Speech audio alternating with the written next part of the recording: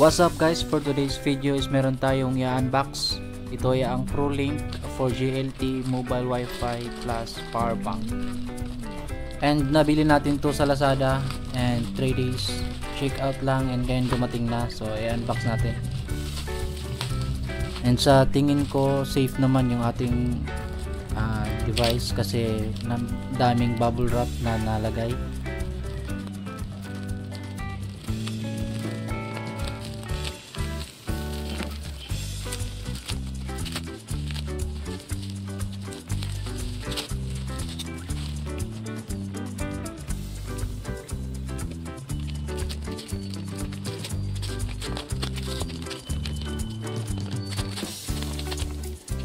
And ito na yung box ng ProLink 4G LTE mobile Wi-Fi plus power bank.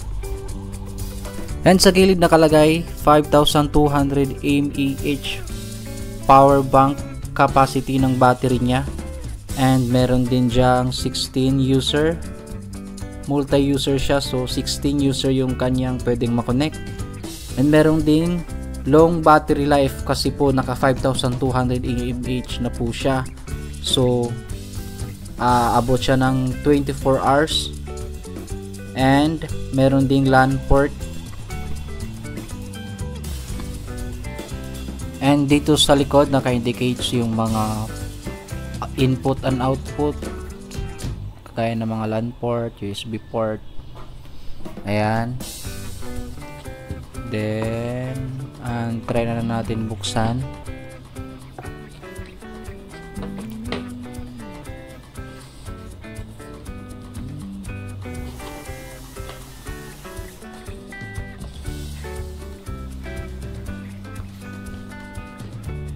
Ayun, bago-bago pa siya kasi meron pa talaga siyang sticker na mga nasa gilid. So hindi pa siya talaga nabubuksan.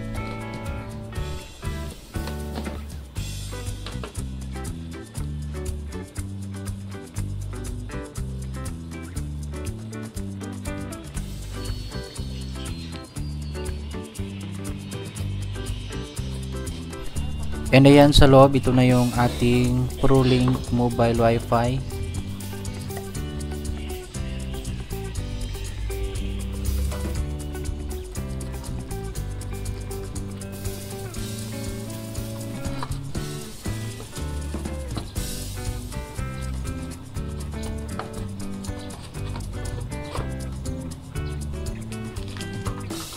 And sa ilalim merong nakalagay na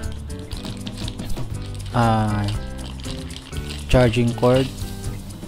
Ayan, so naka type C na pala siya ngayon. Naka type C na siya.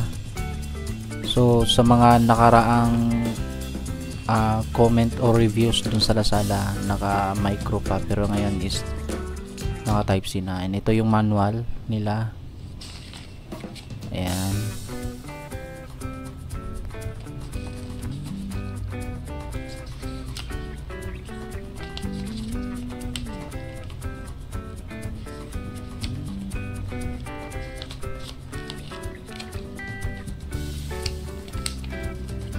Anyway, i-configure naman natin to at ituturo ko rin sa inyo kung paano.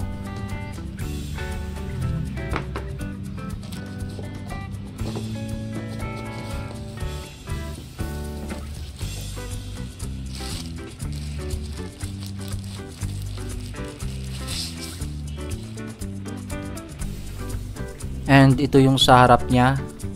Yan yung LCD screen.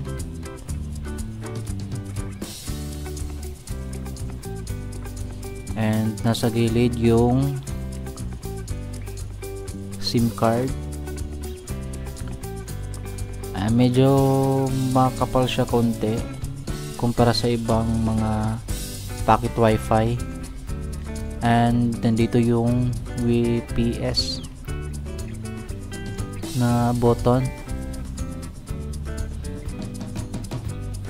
And sa likod nandyan yung LAN port, charging port type C, and yung sa power bank na pwede tayong mag-charge, USB port.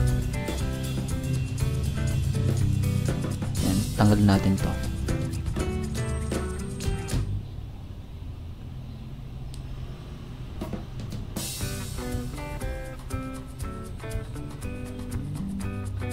USB port, SIM. Dito tayo saksak yung SIM. Ayan, dito nga.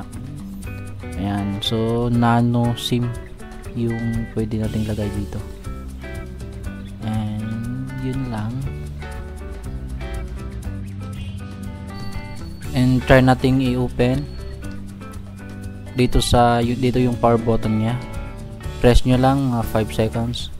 And nakikita natin sa screen yung power on.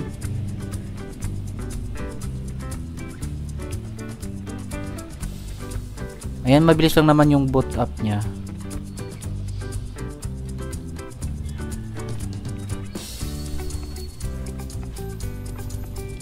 Ayan, nakalagay sa screen. Wala pa tong, di pa nalalagyan ng SIM card, kaya ayan, wala pang signal. Naka-indicate dyan sa taas yung signal, then yung wifi, kung ilan yung naka-connect, and yung battery, and wifi name, tsaka yung password. And sa next video natin is si-set up natin, lalagyan natin ng SIM card, and syempre yung ilang hours siya pwedeng i-charge natin hanggang ma-full. Then yung paggamit din natin, abot ba siya ng 25 hours or less.